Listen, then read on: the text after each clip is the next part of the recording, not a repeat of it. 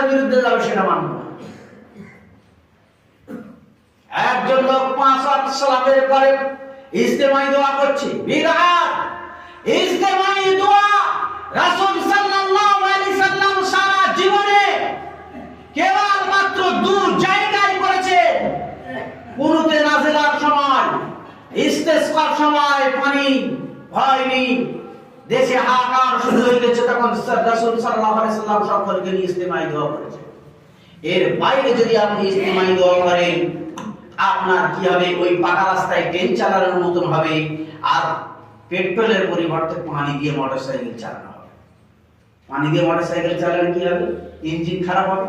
আর পাকা রাস্তায় ট্রেন চালালে কি হবে? অ্যাক্সিডেন্ট হবে।